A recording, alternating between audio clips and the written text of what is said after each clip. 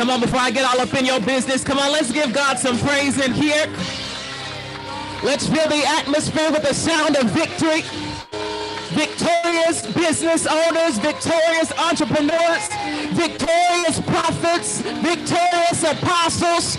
I need to hear the sound of some people who know that wherever the sole of their feet shall tread, God has already given them the land. I'm not waiting for an announcement. It's already in my belly, and I've decided that this is the last day that I will live anything other than victory. Somebody lift up a shout right there. Come on, one more time, up out of your belly, lift up a shout right there.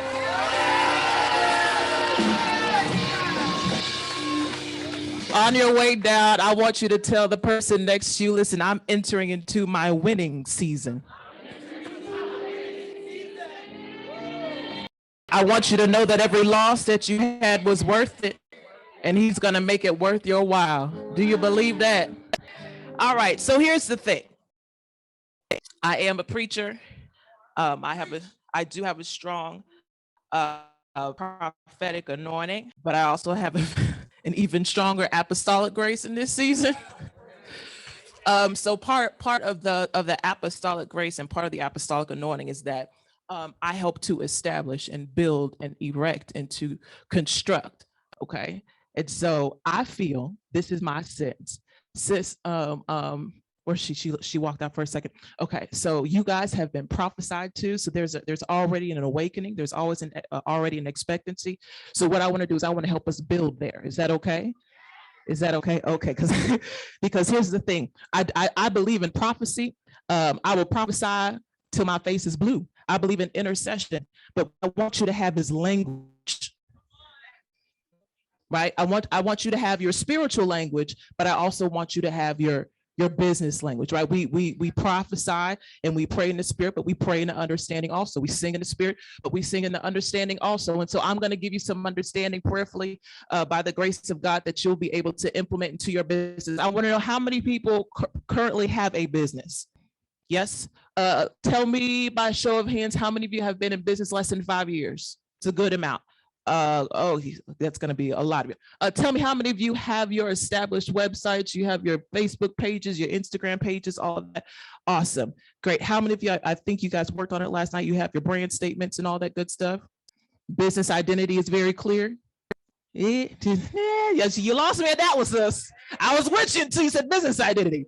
Okay, and so what we're gonna do is we're gonna talk through a few things. My particular session is teaching you how to scale your kingdom business. All right, so we're gonna, since a lot of us are under 5 years, I'm gonna give us some tools and some tips, some things that I've learned after being an entrepreneur for almost 15 years, and also working with entrepreneurs for just the same amount of time that we're gonna be able to implement. So I got worksheets, y'all.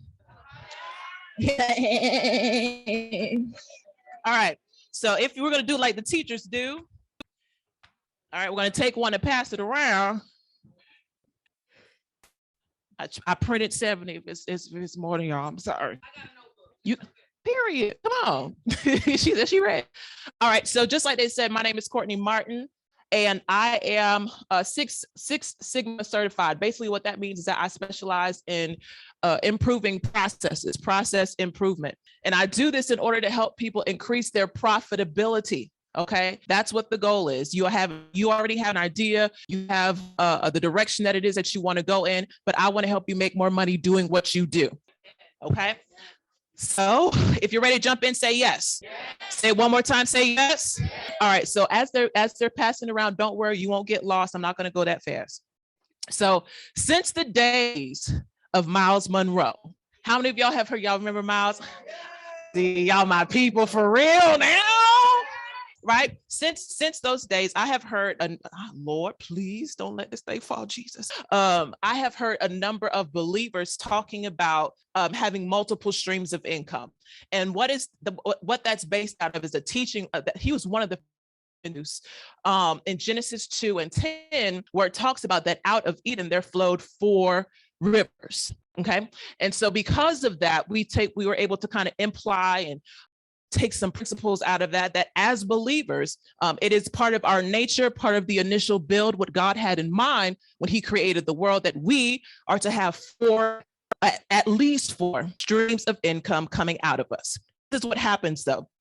Unfortunately, in this genuine pursuit of believers to have these 4, 5, 6, 7, 9, however many multiple streams of income, what happens is that they end up getting their hands involved in a lot and making very little. Okay. And so the other side of it is that it's not just about making more money. Sometimes the multiple streams is another stream of impact. Sometimes the other stream is a stream of influence. So it's not always money. So if you don't have 4, 5, 6 financial streams flowing out of, that doesn't mean that you're underperforming as a believer. So I need you to get that in your mind. So you want to have influence, you want to have income, and you want to have impact. Money is just one way to bless people, but you also need to be pouring into somebody. You need to have influence. Who are you leading? Who is it that you're mentoring? Who's coming up after you? Who's going to be carrying your legacy? Then impact. What neighborhoods, what cities, what regions, what countries are actually being transformed by what it is that you provide? Okay, so I need you to think bigger than money, because if you're going to scale, money is a part of it, but there's so much more. When I work with businesses, entrepreneurs, especially small business solopreneurs, they're some of my favorite people to work with. A lot of times with this whole multiple streams of income thing, I'll give you an example. I had one lady who, she was a real estate investor. She was an insurance agent. She had her own boutique. She was an author. She was a life coach, and she was a licensed minister. Right. Okay. So everybody's just like, okay, yeah, amazing. Here's the problem. Each stream only averaged $10,000 per year. At the end of the year, after taxes and expenses, and she spent 3,000 hours a year working all of those businesses. 3,000 hours, $60,000 a year is $20 an hour. So she could have went to go work Target for less the time and same amount of money. Okay, so I don't want you to get caught up in the busyness of having multiple businesses when you're only applying 10% to each one of those businesses. Because if you can only build your business up to 10%, you can only get 10% profit out of it. And even if you have 6, it's only 60%. I would much rather you invest your time in one business, give it 100%, build it to 100%, and then move on to the next. Okay. So what's the question is, how is it that we can avoid a sister cousins situation where we have 6 different businesses that we're building, but we aren't making the kind of income that we need to make? And so today we're going to talk about the stops, the secrets, and the streams of scaling your business. All right, say stops, secrets, streams. Say it again, stops, secrets, stream. Y'all sound good in here, church. All right, so let's start with stops. All right, the first thing, as you can see in your notes there, I tried to leave a little room for y'all to write about them. Sorry, big, like, big writers, you got big text. I write all caps, and so I get it from my daddy. So there are some things that you want to stop. Number one, it's boundless building. And the example that I gave you kind of lends itself to this particular topic. So when we introduced Sister Cousin, she had multiple LCs, and it's costing more than what it's actually producing. Your company, and let me pause here, what you have isn't a hobby. What you have isn't a hustle. It's a company. It is a business. You are a CEO. So that means that we have to adjust our mindset to treat it as a CEO and not just something that I do on the side because it's fun. Now, if you just want to have a hobby, perfect. Then we don't have to worry about hobby, but if you want to grow a business, we have to treat it like a company. So your company, in order for it to grow, it requires care, clarity, and consistency. It requires care, clarity, and consistency, which is very difficult to do when you have 6 businesses demanding your attention and you're the only person working it. And so, and I'm going to tell you how it is that we end up with this many businesses, especially with prophetic and apostolic people. And I can make fun of myself because I am one. Okay. Many times creatives and prophetic people, we start multiple ventures because the starting part is fun. it activates that inner creative in you, and all of it, you can't go to sleep because you keep getting ideas and you keep writing things down. And if you're me, I can't stop until it's all out of my head. And so I'll be up 48 hours just writing and writing, preparing. And the issue is that it takes discipline to grow an organization. And discipline is boring for creatives. It's so boring. Where's the fun part? Right? And so what we have to do is that we have to teach ourselves to build beyond boredom. To discipline yourself to plant in, plug in, and keep building after ideation phase, because that's like one of 6 phases. And if you feel that you might not be able to discipline yourself for that, then you need to staff early. Build funding earlier on into your business process so that way you can hire the administrative hands and operational excellence in order to make sure that this vision actually gets legs to it. Y'all still with me? All right. The other part of boundless building, we talked about the build beyond boredom. The other part of boundless building is that we have to define our costs in advance. And we see a beautiful, wonderful, prophetic example that God desires for us when it comes to building. The question that we have to ask ourselves is, what am I willing to pay in order to build this business? And this goes beyond a financial investment. It's going to take time. It's going to take energy. It's going to be a loss of sleep. So what are you willing to lose? What are you willing to invest? And the step beyond that is what is stopping? You have to establish business boundaries before the demand comes. Example for me, when I ran a insurance 7 years before I sold it, right at my kids, and for 7 years, and I was working 6 hours a week building that business. And the reason why I spent so much time is because every customer in my book of business who I specifically worked, some of them my other agents worked, everyone had my cell phone number, they had my email address, they knew how and when they could contact me. So I'm getting text messages, phone calls, hey, this is going on in my policy. Oh, my pipe burst, who am I supposed to call? Getting all these phone calls late at night. And I didn't establish boundaries. And I'm going to tell you why I didn't establish the boundaries, because I was afraid to miss out on business. I was afraid that if I did not answer this text, if I did not do this phone call, they're going to take their business, their policy, their annual premium that pays somebody else's salary around me to the people down the street.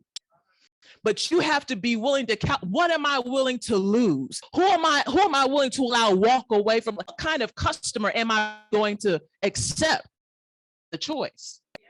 You can actually sit across the table from somebody and start looking at your list of the do's and do nots of your business boundaries and say, you know what? I'm sorry, but you don't meet the minimum requirements. May the Lord watch between me and thee while we are absent. Because what you're not going to do is cost me my sanity. You're going to cost me my sleep. You ain't going to make me go crazy, breaking down with anxiety. Absolutely. No, ma'am, no, sir. God bless you. Is my earnest prayer. Okay. So you actually have to define, set up what your business boundaries will be. I want you, for those of you who are married or who are about to go into a long-term relationship, have that boundary discussion with your spouse. We lock businesses on the back of marriages. We won't do it. Won't do it. I mean, I don't know how it costs, but I'll just. All right. And so we have to make sure that we include our significant others, our spouses in this. We have to put that in place. Oh, no, this one here is off limit. One thing about it, I don't put 2 things, my food and my man, period. All the foodies in the house. Okay. All right. So I'm spending too much time on this. So that's stop, boundless, building. Oh, gosh. Okay. Let me move on. Stop mixing up ministry and marketplace. I know somebody wants to stone me, but just please hold on. Okay. I am a preacher, have been in ministry for 15, 16 years, okay? I have served in executive leadership. I've been executive pastor. Now I'm leading a whole ministry in Tallahassee, Florida. I am all for serving the Lord with gladness. Come before his presence with singing. See, I'm all for that. Okay, I believe in that. But when it comes to business, Jesus paid the price for your sin, not this product. Right? And so we have to stop trying to take the same mindset of service that we use in church and bringing it into business. Because what happens is we end up overworking and undercharging.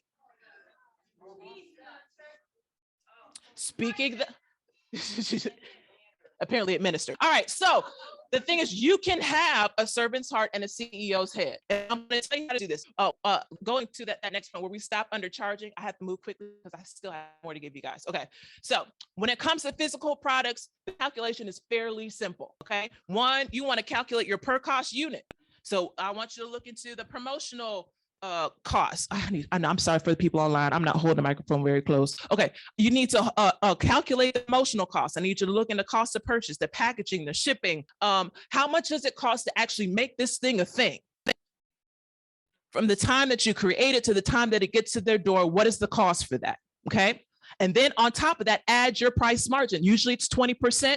But you want to look at what the industry standard is. Now, this is the advice I would give you. If you are a giving person and you love to give out discounts, build the discount into the price. And so if after it you come to a price of what, $24.99, that's cost plus the plus per margin, add another like $3 or $4 in there, so that way you can be like, I'm gonna give you the special price of $24.99. But for all you soft-hearted people that want to bless people.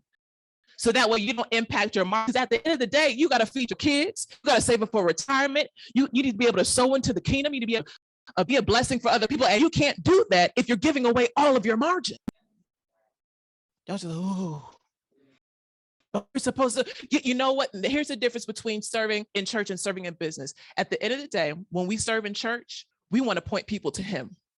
He's the answer. He's the door. He's the way, the truth, and the life. No man can come to the Father. Salvation through Jesus Christ is the direction that we're pointing them into. When we do business, we're pointing them to a product. Now, how they see us conduct ourselves may be an expression of our belief in Jesus Christ. But ultimately, if you don't bow your knee and confess, I need you to get this book. Because I have forsaken everything because I believe in this vision. And when you believe in what it is that God has told you to do, when you believe in the business that he's called you to birth, you don't mind telling people, oh no, you're going to pay for this because I know I did. You weren't there when I was crying at night because I had to learn the lessons that went into this book. You weren't there when I had to deal with the wounds of me behind my back and calling me, oh no, you're going to pay for this little book. $19.99? When my oil is worth much, much more. This is a discount. Anywho.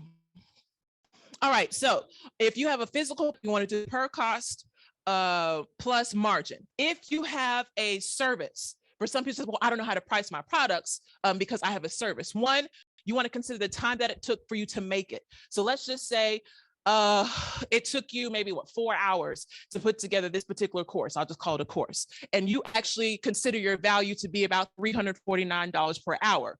$349 times 4. That is a part of the price. All of it. The other part is you need to be able to calculate the perceived value that it will offer the person that you are selling it to. So let's say that if they go through this course, it's going to save them 1 year of research that they no longer have to do. So let's say that your, hopefully, I don't know if y'all talked about this with the branding people or all that, but when you look at your ideal, your target audience has an annual salary of $45,000 per year. You just saved them $45,000. Perceived value. Now, and what you do is you say, you know what, right here, this is about $50,000 worth of value. I'm not going to charge you that. I'm only going to charge you $19.97. Meanwhile, y'all are selling our courses for $27 a pop. Right? And so she said, no, we're not. Oh, no. No. All right. And so, and thing is, it's all of that ties in together. We want to be of a service. We want to bless people, and you will. The product will bless them, but it will also cost them. The blessing is very, very clear. The blessing is in the product, not the price. So we got to be able to separate the difference between the two. Okay. All right. So I gave you some models for how it is that you could structure it so that way you guys can stop undercharging. Wonderful, wonderful. All right. So yeah. So when you feel weird about charging the price that's actually commensurate with its value, don't be weird. Don't feel weird, because you deserve it. You earned it, and it belongs to you. Because the truth of the matter is, Sally Mae down the street, she don't mind charging $24.99 for her 3-week program. And will. The other part of it, and I'll give it to you for your coaches, that there are actually programs out there that do provide financing for consultants and coaches. So if you do have a high ticket program, all you have to do is just sign up with them. They'll get like a little fee. So let's say your program's $10,000. They'll be like, all right, well, you can finance through us. Your people can finance through us. We'll take about maybe 3% off the top, and the rest of it will fund whatever the program is. That's $9,700. I don't know. I'm not very good at math. I'm good at English. So, but that's $9,000 in your pocket, and then immediately they get the product. So there's no longer the question of, oh, well, I don't know if I can afford it, but you're gonna finance it at Louis. No. Let's put our money where our mouth is, like where our vision is. All right. So I could talk about some other stuff later. All right. So let's get into the secrets. Are y'all still here? Yeah. We're talking about the stops. We talked about the stops. Now we're talking about the secrets to scaling. Number one, it's systems. Business systems are composed of detailed procedures that you can replicate for consistent, measurable results. All that to say, if you don't have systems in place, you're ultimately doing harder work, more work than you actually have to.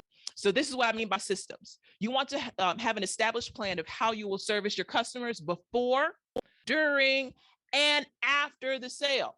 A lot of times we do really, really good about the during part, like make sure that our website is clean. We make sure that, the link in our bio works, things like that. But nobody ever talks about the journey to get them from where they are to where you are. How to convert them to a customer, and then how to keep them as a repeat customer later. Okay. And so your responsibility is to create the system that actually guides them through their purchase process. And so I'm going to give that to you. Say the profits are in the process. Use your grown voice. The profits are in the process. Very good. So this is the process I'm going to give you. Articulate, align, and automate. Okay. I don't have as much time as I want to get into the automate part because it's really software heavy. But I'm going to go ahead and lean into this articulate and align part. Okay. Ultimately, when we articulate, what we're articulating is the customer journey. We want to understand at what point do they actually go to look for what it is that you offer. Okay. What inspires them? What's the need? What's the pain that actually leads them to research what it is that you have, whether it's a purse or whether it's a service. So say, for instance, that you are you have a handbag business, right? You do custom handbags, whatever the case may be. For you, your thing might be the thing that leads them on the journey, that starts them on the journey. Says that I have back pain. It's because I carry too much in my purse. So I need a more ergonomic purse. So they go into Google and search ergonomic purses. I don't know if that's a real thing, but I know what ergonomics means. Okay. So they look for a purse that's better for their back. And because you have worked with your marketing team to make sure that your SEO actually begins to pull up all the details, blogs from your website, from your posts, that says ergonomic purses in there, when they search, yours is going to be one of the top things that come up. That starts their journey. But a lot of times where we are is we're on Facebook posting about our ergonomic purses. That's not where they are. So before you can actually really, and I hope you guys had a chance to talk about this, before you can actually really fully define what the journey will be, you have to customer needs. What's their problem? Is it that you send anybody else? Why is it that they're even looking for you to begin with? Confidence coach, what are the issues or the thoughts or the fears that they're searching for? you're a purpose coach, what are the questions that they're asking? What videos are they looking for on YouTube? Like those types of research that you'll be able to do, so that way you have the proper language to leverage, and we'll have more of that in the line. This is why you have to have a defined path. It's important because if you don't define the path that your customers will take, there's no way for you to track their progress. We had a question on one of the nights where I did my interview with KBN, maybe last week sometime. And it was, well, if you're having issues with not being able to grow your business, why? A lot of times it's because you don't know where your customers are in your process, because you don't have one. You can't track them or put them back on track if you don't know where they are or why they are where they are. And the only way that you can know if they got off path is if you create one. All right. And so what we do is we create this path, we create this funnel. I think the word was used a little bit in a way we can kind of use with where they are in the process. So on this little paper here, I have it kind of set up for you. This is just a sample and example. When you work with your business coach, or when you work with your business mentor, your marketing team, et cetera, they can probably better give you a little bit better language. Okay. And so we're going to run through this really quickly. Somebody keep me mindful of my time and how much time I have left, because I don't want to run over.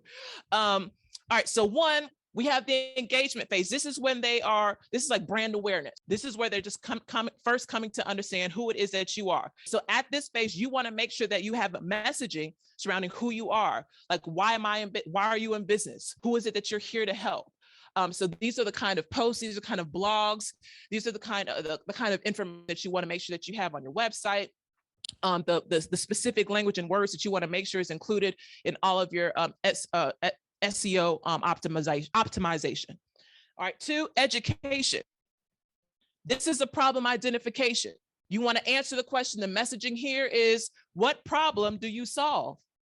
So now that they see that you got daughtersofdestinyministries.com, well, what problems do you solve? Because that could be anything, right? Especially when we have common language or colloquialisms, just popular terms. We need to be able to articulate very clearly, what problem do you solve? All right. And then that's when your customer will most likely go into research phase. They want to look at different solutions. They want to start sorting out the reviews based on highest reviews, highest stars, or the highest number of reviews. And so at this point, you want to be able to answer, what is your reputation?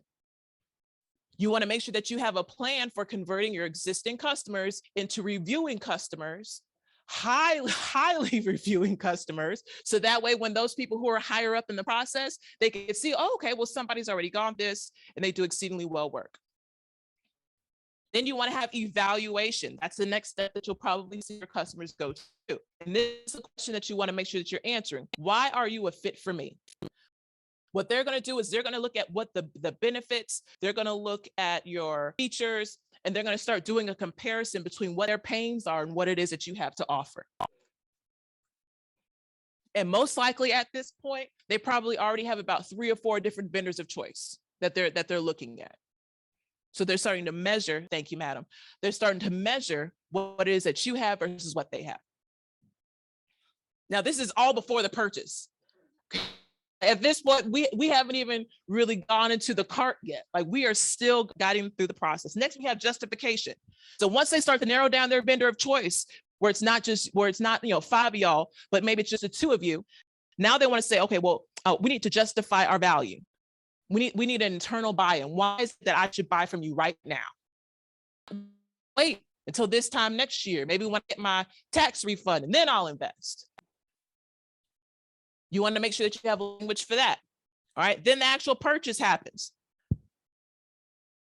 Next, we have adoption. Now, once I get into your program, once I buy your purse, once I get your golf clubs, why should I use it over what I already have? Because it does you no good if the customer buys it, but you don't actually, because here's the point. The point isn't the purchase. The point is advocacy. We want to create people who speak for us so we don't have to pay marketing anymore. Okay. And so we have to get people to use it. And a lot of times at this phase, you want to introduce your customer success reps, those people who reach out, either people that reach out or emails that are sent out that help people use the products more efficiently. So I'll give you an example. Kartra, they are a software that I use, and I'm also an affiliate for. And one of the things that they do is that when you sign up, you got about 40 days of emails where somebody's going to be like, hey, this is the feature that you have, and this is how you can use it. Like just different ways that you can be more effective, because they know that the more integrated you get with the product, the more you use it, the harder it will be for you to change to another service provider. Right. And so you want to make sure that if, say, for instance, if maybe you do dresses, oh God, I wish I had more time. Maybe you sell dresses, right? On your website. And even after the purchase, like, hey, this outfit will go great with these kind of shoes and this kind of purse. So that way they aren't trying to figure out how they can make this outfit work. Take the guesswork out. They'll be more likely to use your product. If they use your product, they're more likely to enjoy it and refer. All right, then we have a retention. Why stay? We talked about that a little bit. Expansion, why buy more? And then advocacy, why tell others? Okay, I'm moving through it fast because I still have to get to the streams and I only have like 8 minutes left, okay? All right, so let's get back to the streams topic. Something I see often when we see people starting new businesses and delving into new industries, they end up starting a business without exhausting the full possibilities of what they could do in their current business.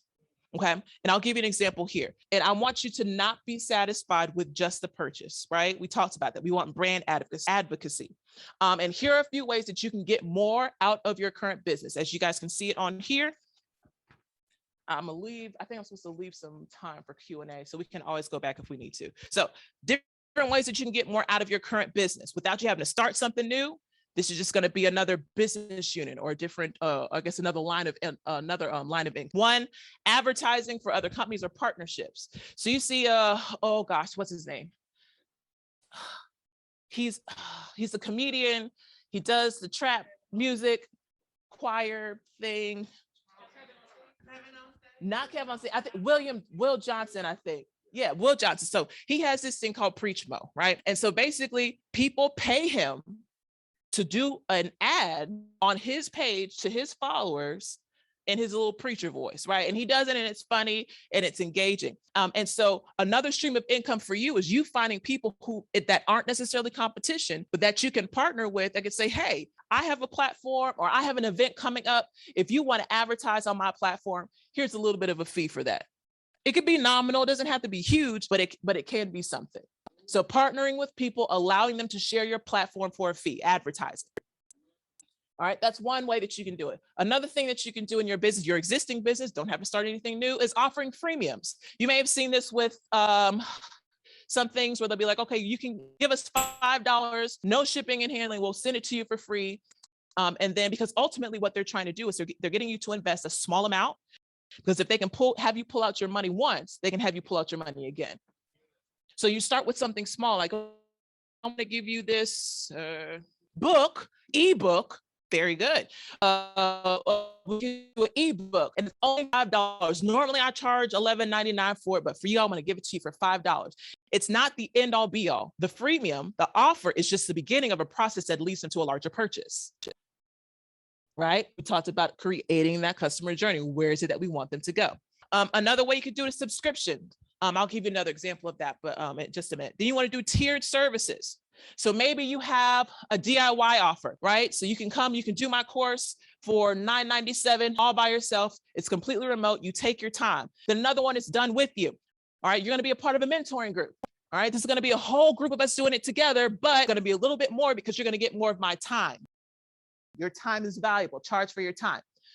And then you have another one that's like a premium high tier. Listen, this is going to be exclusively for you. You don't have to share time and attention with anybody. One-on-one connection. Thank you. One-on-one connection with me and you. And that's going to be a little bit higher. I've seen that done where it's tier 1, 9,000, maybe tier 2 is about 7,500, tier 3 is up when you get to 12 to 20 grand. Okay. You still have the same business, but now you're just offering different, again, this is different streams, okay? We talked about that. Affiliate and reseller programs, this one's fun. So let's say maybe you are a real estate coach, okay? And you want to license and certify other real estate coaches. You can charge for being certified underneath your organization. Because what happens is, yes, it does give you income, but it also gives that person legitimacy. So it makes it easier for them to come into the business to do what they need to do because they have somebody else who is vouching for them. Okay. We did licensing. Sorry, what I just told you was licensing and certification. I apologize. Affiliate is where you have somebody who sells your product for you and they get a little bit of a cut, but you get the most of it. So let's say, you have a dresses that you offer. And if somebody else, maybe they enter in their code, right? They're going to get maybe 10% of the profits, but you get the rest of it. But the thing is, the reason why you're willing to sacrifice that 10% is because now you have their entire audience captive, an audience that you didn't have before. Are you guys still good? Yeah. Oh, okay. You're just like, oh, too much, sis, too much. She said yes. Okay, awesome. All right, so I'm going to give you an example, and I literally thought of this last night. In about 10 minutes, I put this together for a boutique owner, a way that they can have 11 different streams of income. Y'all want to hear what I wrote? Yeah. Yes. All right. So for this boutique owner, they would have an online shop, an in-store shop, a subscription styling service, a premium done-for-you styling service like personal shopping, boutique owners mentoring group, a Boutique to Billions online course. I need to trademark that before somebody gets it.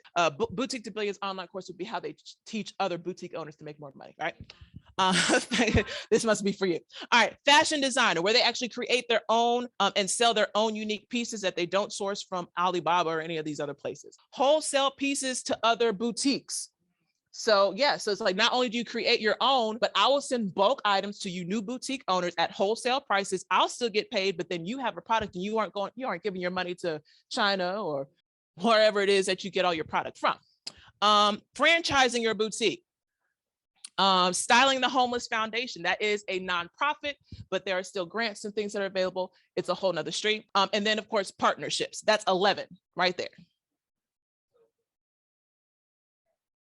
Okay. And that's one business. You understand?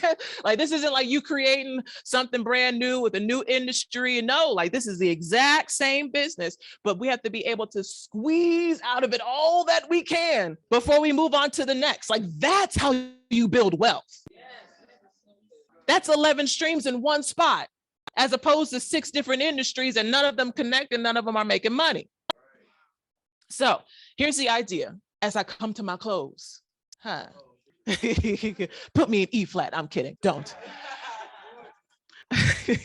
So the idea is that you want to have multiple cash flow opportunities. Multiple cash flow. You want to have low and quick money. What I mean by that is you want to have one-off purchases. This is maybe $34.99 or $19.99 for a book.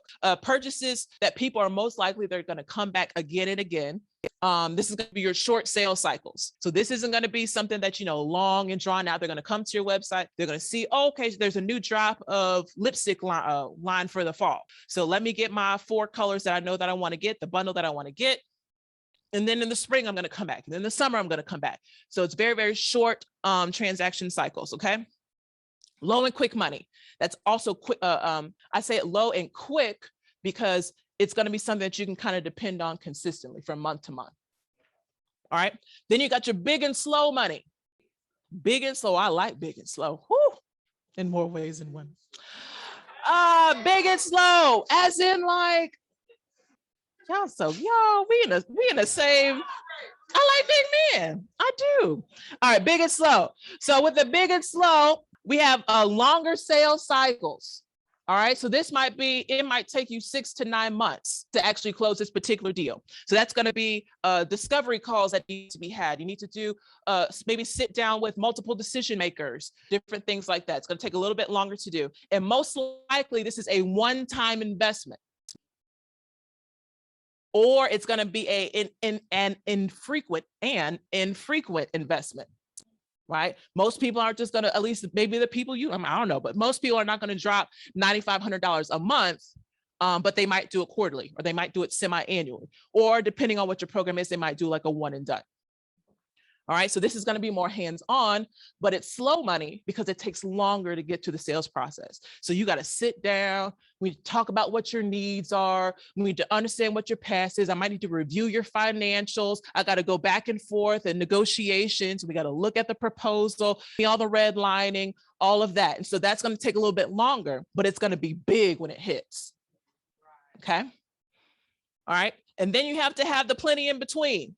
Then there are going to be some that maybe the sales cycle isn't, maybe the purchase isn't transactional, but it doesn't quite take you 6 to 9 months either. Maybe it only takes about 90 days, 60 days for it to happen. And the thing is, we want to create a rhythm in each one of these categories to make sure that every quarter, even if it's end of quarter, you can depend on 18 grand coming in from these particular, from the in-betweens. Every 6 months, you know that you're going to get at least 50 grand coming in from the big and slows. Every month, you know that you can depend on at least, you know, I don't know, 5 to 6 grand coming in from your low and quick. Okay. What that does is it creates a wave and a consistent flow of cash for you. So that way you can pay your people, you can pay your bills, and you aren't waiting on the big thing to come in. So that way you can finally pay people for what you haven't paid them in the last 3 months.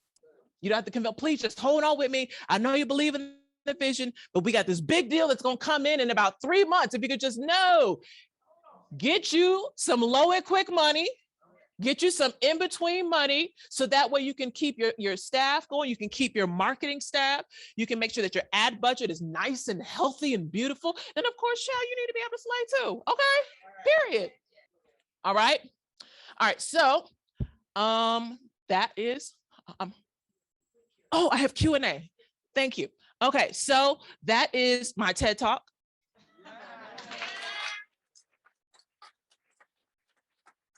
And I'm doing Q&A now. Okay. Ooh, y'all take it easy on me, okay?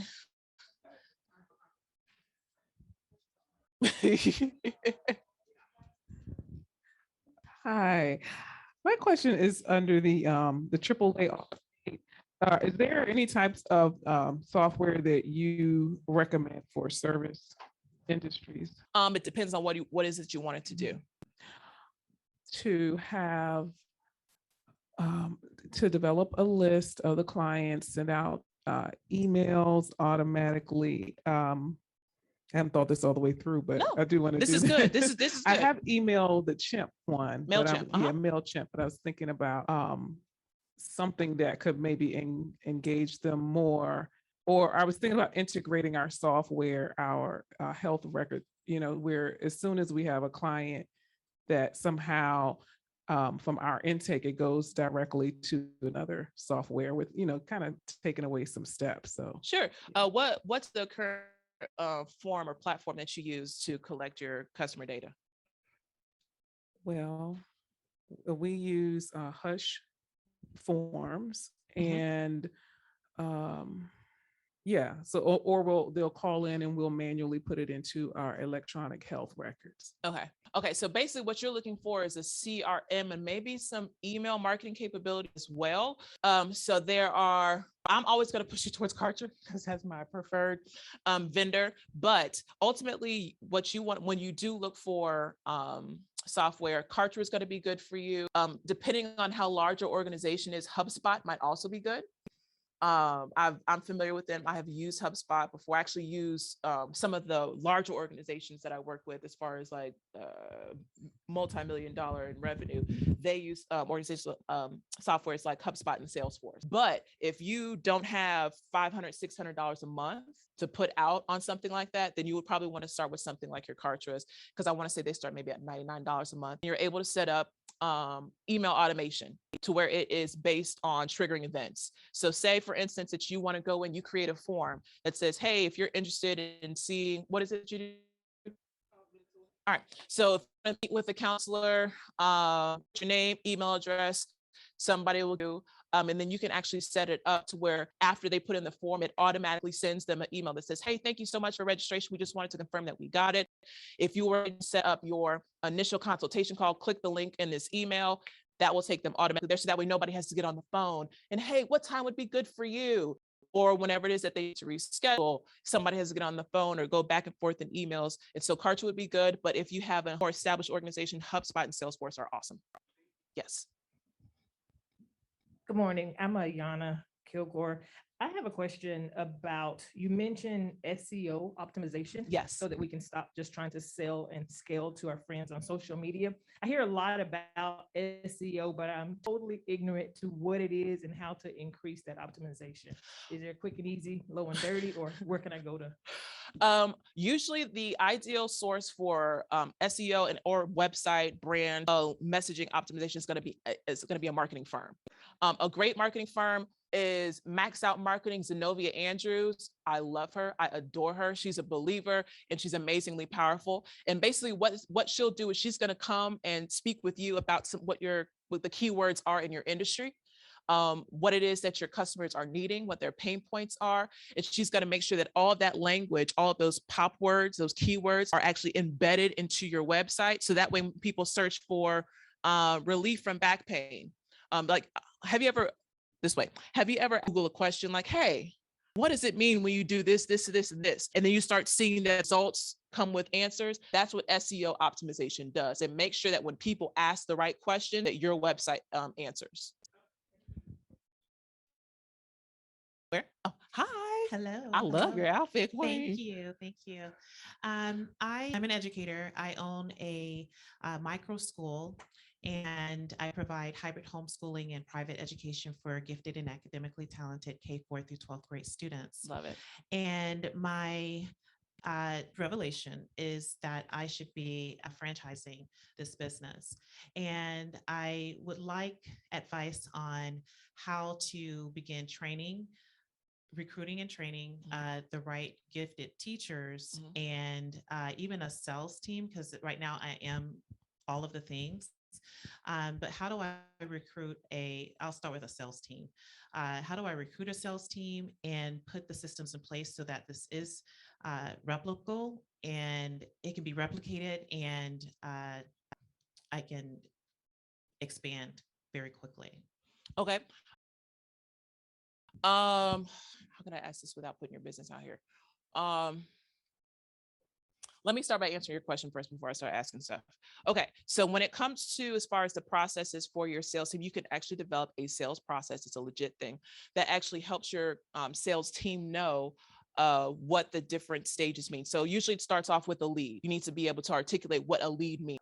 So a lead is, and I'm just throwing this out here, but a lead is typically somebody who has expressed interest in a particular product, but they have not made a decision, right? So the next step after lead is that then we need to have a qualifying stage. So where a sales representative actually reaches out to them, it's a conversation to make sure that they have the minimum requirements that is needed in order to become one of the franchises. And so basically, it's a lot to go through. After the qualification, then you want to do your demonstration. You want to set up a demo where you actually go through, okay, well, this is what it's like to run a franchise, to run one of our franchise. These are the benefits of it. These are the features. This is how much money you'll be able to make. But you want to actually have about maybe 25 to 30-minute demonstration where you break down your business model. Now, you don't have to give them the secret sauce, but where you break down your business model. After you do the demo, then you actually want to make sure that you have some type of proposal that lets them know, like, hey, this is how much it's going to cost to invest. This is the margin split. This is how much we keep. This is how much you keep. This is how much it's going to cost for you to be able to keep these things in order. And I'm giving you this because this is what your sales reps are going to have to communicate. After you do the proposal, then you want to make sure that you actually have a closing phase. And this is where at this point, whoever the potential franchise person is that they've gotten to the point in the discussion where it's very clear that they're actually leaning towards you as their vendor of choice. And so you want to make sure that your sales team actually has the language to guide them further into the close. The next step would be negotiations, where you actually create not just a proposal, but an actual agreement, a contract, and you go back and forth with the lawyers. Now, typically, you want to make sure that you have your contract already cleared by your lawyer first, and you have your hard lines in place. Like, okay, these are some of the areas. Maybe the percentages on the commission will be flexible on. But when it comes to X, Y, and Z, we aren't moving on this. Just optimization are covered, and also that your name of your organization isn't besmirched by just any old person. Like, you need to be able to have some written recourse in that contract. So after you do that, you negotiate back and forth. They send their red lines, you send your corrections, you guys come to agreement, then you can consider it closed. And so that is the normal sales process. It's usually about 7 or 8 steps, but I don't think I missed anything. But that's usually the normal sales process. Yes, ma'am. Hello, Hi. I'm Janae. When you started, I have like a lot of stuff that I do. So I'm trying to like focus on that one thing. So my question is, how do you know the one thing is the one thing you should focus on? There are a couple of ways that you can do it. Here's the issue that we have when we come into it, because we're believers and we're faith-based people. We're looking for an inner knowing before we move forward, and a lot of times that inner knowing can be handicapping us. We're waiting for the check in our spirit. We're waiting on the sign in the sky, and sometimes the first thing that you start with is just the lowest hanging fruit. What's the easiest thing for you to start right now that you have the resources for, that you have no excuse about? Start there. Like you probably don't want to start like if it's a t-shirt business versus I don't know, creating your own seasonings and distributing your own seasoning. Like that may take more time, but the t-shirt, you can buy a Cricut and do that in your house like this weekend. Right. And so I would say the first thing is just kind of try to remove, not to like those who are led by the Spirit of God are sons of God. Like I believe in being led. I do. If anybody believes in being led, I believe in being led. But I also believe that sometimes we're waiting on God to tell us what to do, and he's just like, just do it and bless it. Because you're blessed because you're his child. It's like we aren't waiting for him to bless us. Like, okay, will you bless me if I go here? He says, I am with you even until the ends of the world. Right. And so here's the beauty of God is that even when maybe we move in this direction and it doesn't work out in the way that we're hoping that it will. It's so awesome. He's so wonderful that the Bible tells us that the Spirit of God came to lead us and guide us into all truth. And so if we start down a path that there really is a hard no from God on, he's not just going to let you get down there and look crazy. He's going to make sure if he got to send a genie in a bottle, if he got to send a word by dove and raven, well, whatever it is that he has to do, he's going to make sure that you hear him clearly. So my advice would be to start with what you can do now without excuse. Get that up and running, get all those streams out of it, squeeze as much blood as you can out of that turnip, and then move on to the next one. Yes, man of God. How do you express a clear message when you know you're called to do multiple things? You mean like social media? So I have many contracts, but I have 6 industries which I serve. Oh, okay. How do I send a clear message so that I'm not doing 6 different messages, or is that what I have? Basically, you want to know how is it that you can communicate what you do, even though you work with different kinds of people. One great way to do that is the word is escaping me, but I can see the image. Quotes with names under them. Basically, if you have, say you work with NFL stars, okay, and you have one of them that you can. Oh, okay. Well, amen. Right. So you work with NFL stars, and you can get a quote from one of them, one of the guys who works with the Ravens, and they'll just like, oh, well, when I work with ABC organization, accounting organization, they help me do this, and that. But then you also get that from the person who is a international chef. But then you also get one from a person. So you can, because the thing is, thank you. You better testify. Testimonials, right? You leverage the words of other people who work in all these different industries, so that way people can see, oh, so he works with this kind of person, he works with that kind of person, and it's going to inspire the question, I wonder if he'll work with me. Okay. Hi, I'm Jocelyn. Hi, Jocelyn. So my question in the beginning, you were talking about getting your company to 100% before moving on. What do you use to determine my company is at 100% and now it's time for me to move on? That would be an internal thing. For me, what I would do personally is I always set my goals before as much as I can before launch. And so if my desire is to make I don't know, $50,000 a month or whatever the case may be with this particular business, what I do is I go through and look at all these different ways that I can to get me to 50. And then once I have that established, then I move on to the next. Now, the key is you don't have to do all this by yourself.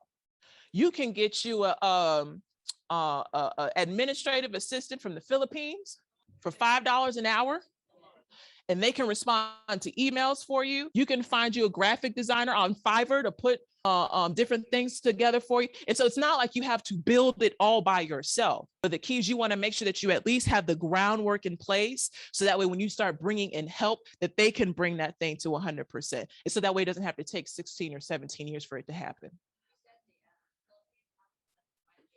Oh, Upwork is good, Fiverr is good, but there is actually a website. I'm gonna have to find it. Oh, and it slips my mind right now. It's actually where they're dedicated specifically to just like a hub of admins that you can get anywhere from like $5 to $9 an hour. And to us, we're just like, oh, well, who can live off of that? They can, and they can live very well off of that. Right? You don't want to be counting other people's pockets. If they say that to pay them $5, I will pay you, and you'll get quality work. Now, mind you, you want to make sure that you get some work samples for them, because if they're sending out emails on your behalf, you want to make sure that all of it is the Queen's English. You know what I mean? So, and I think that's it, right? Well, thank you guys so much for your time. I pray you are blessed, that you benefited from it.